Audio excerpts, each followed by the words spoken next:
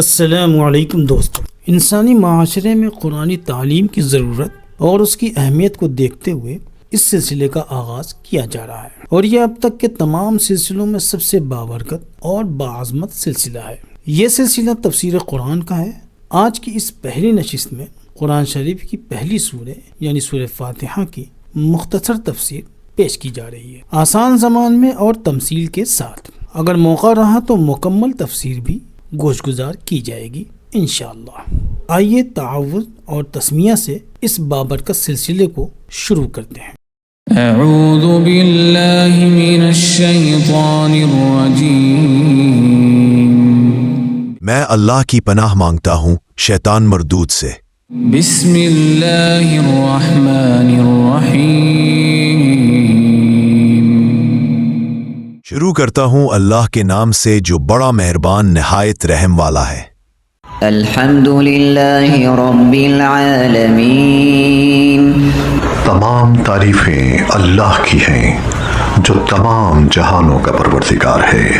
اگر آپ کسی عمارت کی تعریف کریں تو در حقیقت وہ اس کے بنانے والے کی تعریف ہوتی ہے، لہذا اس کائنات میں جس کسی چیز کی تعریف کی جائے گی وہ بالآخر اللہ تعالیٰ کی ہی تعریف کہلائے گی، کیونکہ وہ چیز اسی کی بنائی ہوئی ہے۔ تمام جہانوں کا پروردگار کہہ کر اسی طرف اشارہ کیا گیا ہے۔ انسانوں کا جہان ہو یا جانوروں کا، سب کی تخلیق اور پرورش اللہ تعالیٰ ہی کا کام ہے، اور ان جہانوں میں جو کوئی چیز بھی قابل تعریف ہے وہ اللہ تعالیٰ کی تخلیق کی وجہ سے ہے۔ الرحمن الرحیم، الرحمن الرحیم یعنی نہایت مہربان، بڑی شفقت والا ہے وہ۔ امام اعظمی رحمۃ اللہ علیہ فرماتے ہیں کہ رحمان سے مراد تمام مخلوق پر رحم کرنے والا، اور رحیم سے مراد ہے مومنین پر رحم فرمانے والا۔ واللہ تعالی اعلم۔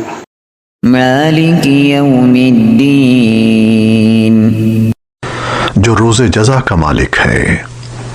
روز جزا کا مطلب ہے وہ دن جب تمام بندوں کو ان کے دنیا میں کیے ہوئے اعمال کا بدلہ دیا جائے گا۔ یوں تو روز جزا سے پہلے بھی کائنات کی ہر چیز کا اصلی مالک اللہ تعالیٰ ہی ہے، لیکن یہاں خاص طور پر روز جزا کے مالک ہونے کا ذکر اس لیے کیا گیا کہ دنیا میں اللہ تعالیٰ نے ہی انسانوں کو بہت سی چیزوں کا مالک بنایا ہوا ہے۔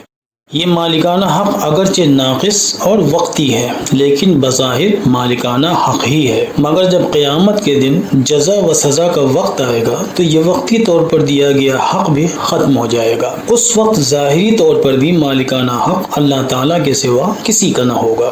اس روز کے بارے میں کہا جا رہا ہے کہ اس دن کا مالک صرف اللہ ہے، تم لوگ اس دن صرف جواب دو گے۔ ایاک نعبد و ایاک نستعین، اے اللہ، ہم تیری ہی عبادت کرتے ہیں اور تجھی سے مدد مانگتے ہیں۔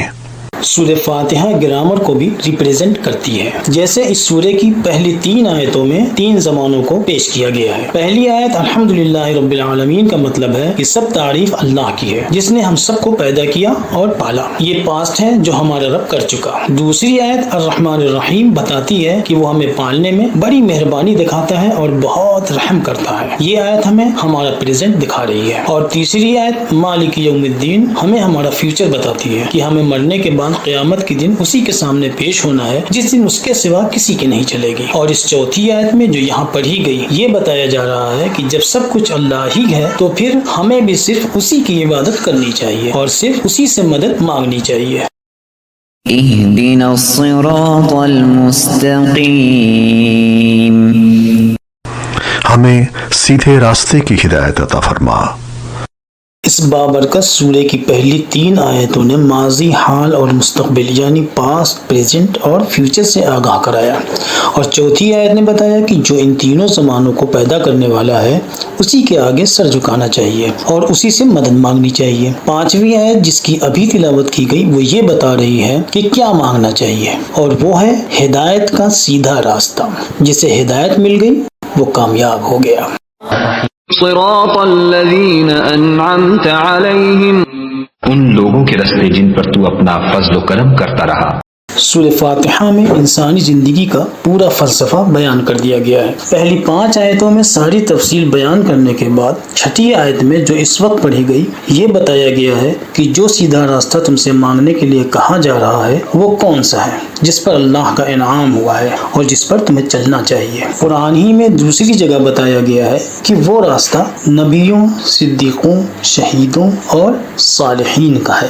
ہر طرح کی کامیابی انہی 4 طرح کے لوگوں کے راستے پر چلنے میں ہے۔ غیر المغضوب علیہم ولا الضالین،